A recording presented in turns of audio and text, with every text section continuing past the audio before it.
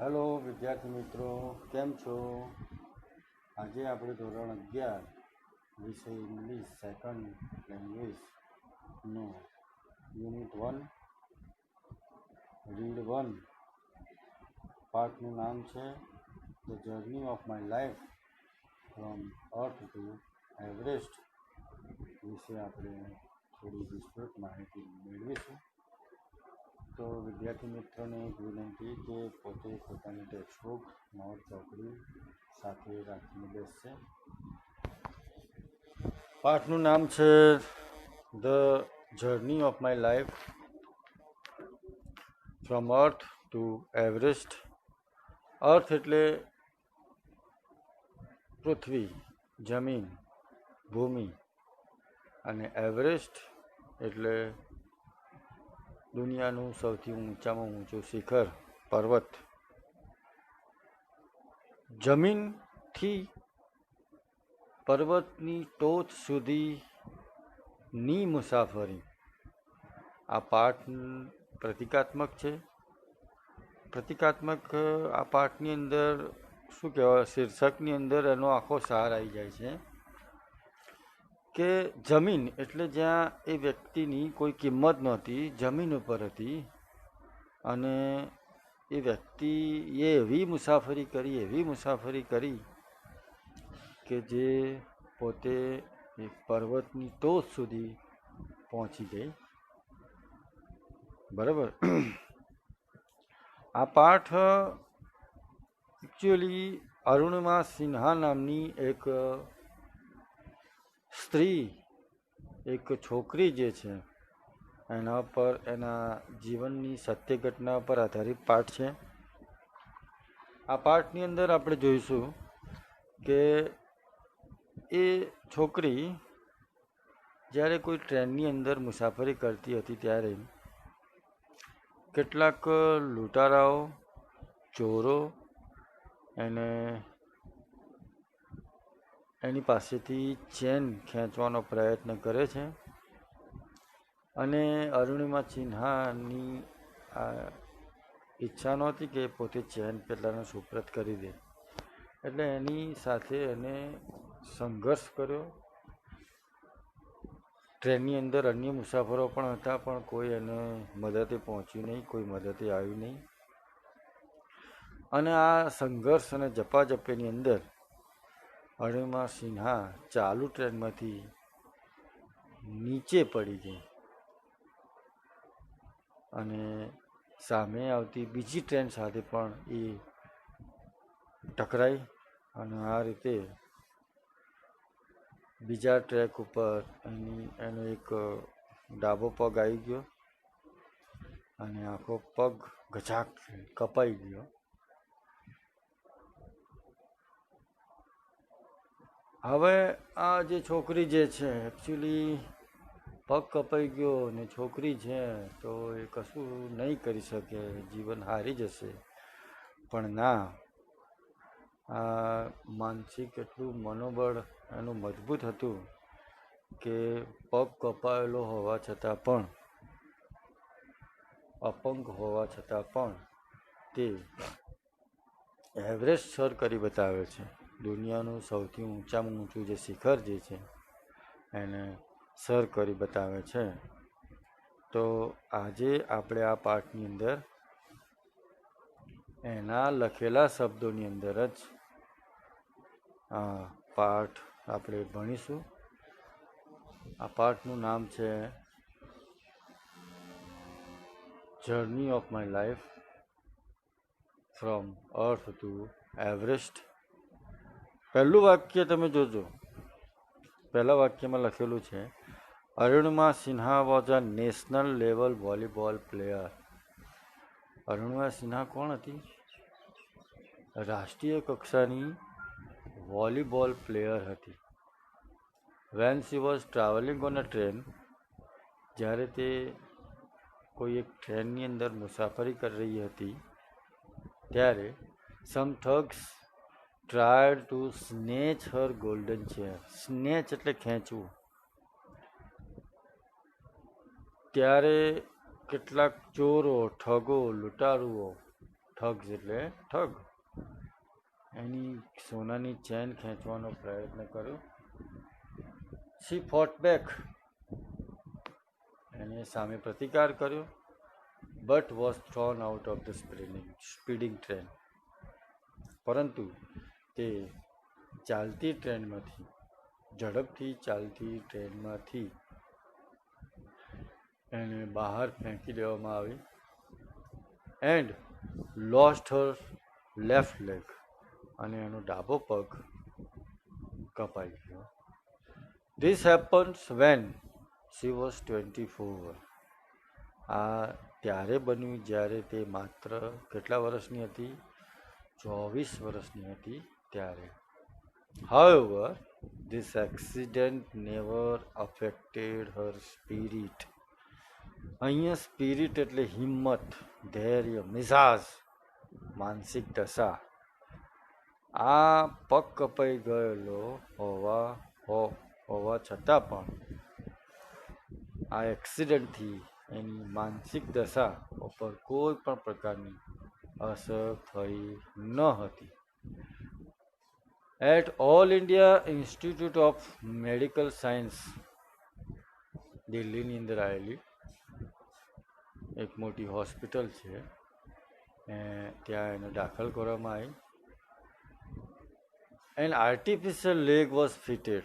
Artificial એટલે કૃત્રિમ, artificial એટલે કૃત્રિમ, નકલી, પ્લાસ્ટિકનો. લેગ એટલે પગ ફિટ કરવામાં આવ્યો. આ યર લેટર, લગભગ 1 વર્ષ પછી, she was retained as a mountaineer. લગભગ આ ઘટનાના 1 વર્ષ પછી તે માઉન્ટેનિયર એટલે કે પર્વત ઉપર ચડનાર, માઉન્ટેનિયર પર્વતારોહકની એને તાલીમ આપવામાં આવી. and become the first female with an artificial leg to scale Mount Everest. અને દુનિયાની એ પ્રથમ એવી મહિલા બની જે પોતાના એક કૃત્રિમ પગ સાથે માઉન્ટ એવરેસ્ટને સ્કેલ કર્યો. સ્કેલ કરવું એટલે શું? ચડવું. સ્કેલ કરવું એટલે ચડવું. એટલે માઉન્ટ એવરેસ્ટ પર્વત એને ચડ્યું. This is her unforgettable story of her hope, courage and inspiration. અને આ એક તેની અનફર્ગેટેબલ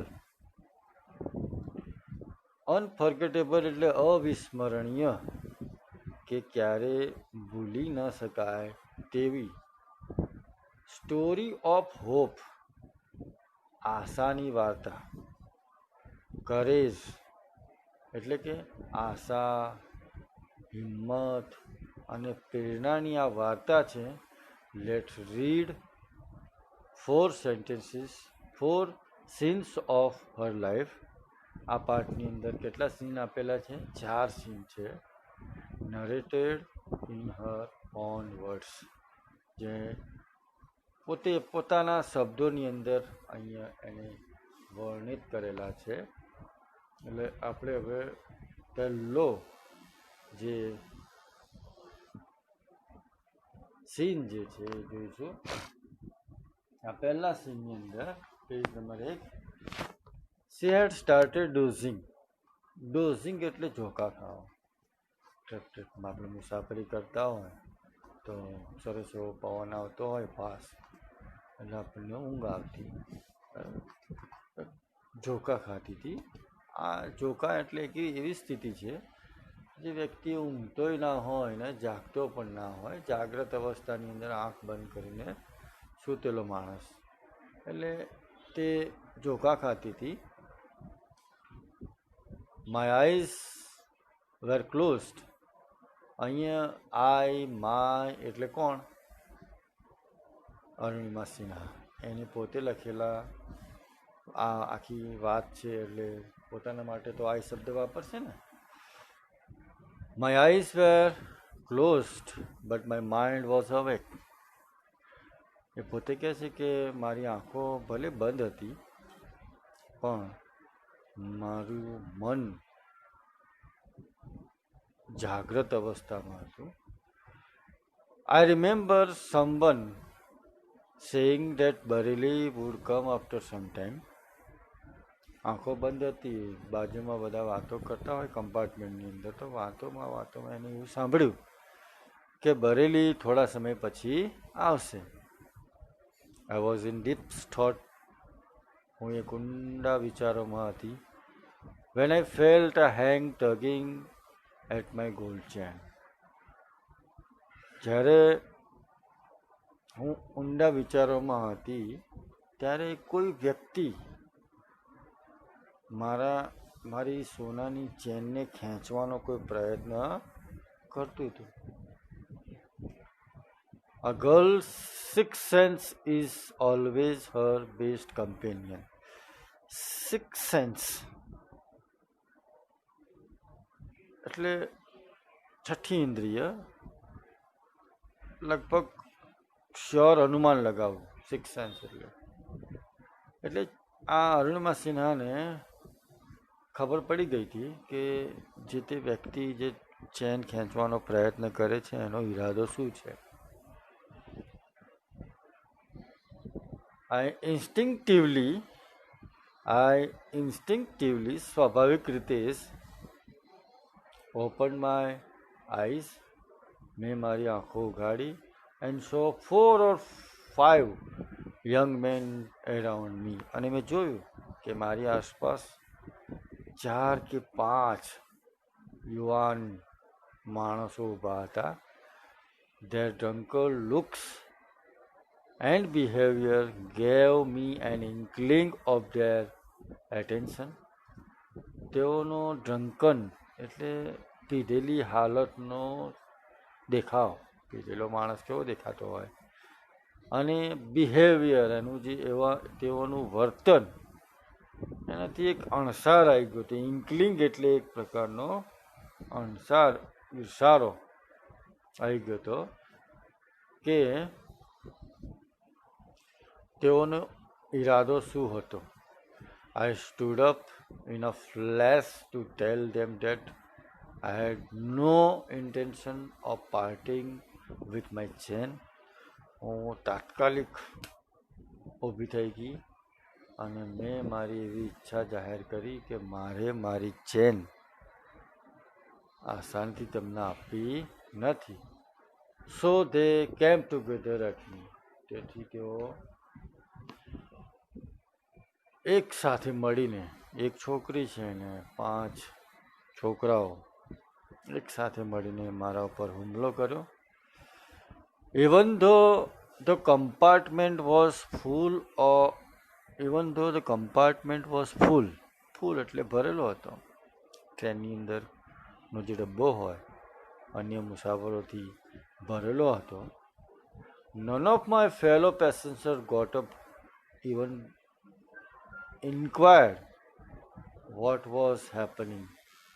પણ મારી સાથે મુસાફરી કરતા મુસાફરોમાંથી કોઈ પણ એમને જોવાની પણ તસ્તી નથી લીધી કે શું થઈ રહ્યું હતું. Forgot about their coming to my rescue. Rescue એટલે બચાવ. મારા બચાવ એટલે કે તેઓ મારા બચાવમાં આવશે એ વાત તો ભૂલ ભરેલી હતી. આઈ હેડ નો ઓપ્શન. મારી પાસે એવો કોઈ ઉપાય રહ્યો હતો નહીં. But to take them on. પણ એમનો પ્રતિકાર કરવા સિવાય મારી પાસે કોઈ ઉપાય હતો નહીં. સો આઈ કોટ અ youth who was trying to size me up. તેથી મેં એક યુવાનને પકડ્યો બાય હિઝ કોલર, અને કોલરથી એન્ડ પુલ્ડ હિમ બેક, અને ધક્કો માર્યો. આઈ કિક્ડ અ કપલ ઓફ અધર્સ. અને બીજા 2 વ્યક્તિઓને તો કિક મારી એટલે કે લાત મારી. An exceptional battle had begun inside the train on the move. ચાલતી ટ્રેનની અંદર એક અસાધારણ, એક્સેપ્શનલ એટલે અસાધારણ, અસાધારણ એટલે કેમ? એક પુરુષ બીજા પુરુષ સાથે યુદ્ધ કરે તો સ્વાભાવિક કહેવાય, બરાબર છે, સરખા યુદ્ધ કહેવાય. પણ આ તો એક સ્ત્રી, એક છોકરી સાથે 5 છોકરાઓ, કેટલા છોકરાઓ? 5 છોકરાઓ એની સાથે ઝપાઝપી કરે છે. તો અપવાદ રૂપ કહી શકાય એવી આ ફાઇટ આ ચાલતી ટ્રેનની અંદર શરૂ થઈ. The wolves made another attempt to snatch my chain. અહીંયા wolves એટલે કે વરુ, ભૂખ્યા વરુ, સરખામણી કરી છે વરુઓની જેમ. આ 5 છોકરાઓ એના ઉપર ચડાઈ કરી, એની ચેન ખેંચવાનો પ્રયત્ન કર્યો. Still I resisted until one of them, driven by a frenzy, gave me an extra hard kick. એટલે હું એમનો સામનો કરતી હતી ત્યારે કોઈ એક ફ્રેન્જી એટલે જુસ્સાવાળો જનુની વ્યક્તિએ જોરથી પોતાની સંપૂર્ણ તાકાતનો ઉપયોગ કરીને જોરથી મને એક લાત મારી. બરાબર. હવે આપણે બાકીનો લેસન જે છે લાત મારી પછીનો એ આવતા લેક્ચરમાં આપણે જોઈશું. તો વિદ્યાર્થી મિત્રો, હોમવર્કની અંદર તમને એટલું આપવાનું કે આ પાઠની અંદર આવતા જેટલા અપરિચિત શબ્દો જે છે એ તમારી નોટબુકની અંદર લખવાના છે અને યાદ રાખવાનો પ્રયત્ન કરવાનો છે. હવે આપણે નેક્સ્ટ લેક્ચરની અંદર આ પાઠ પૂરો કરવાનો પ્રયત્ન કરીશું. Okay, bye, thank you.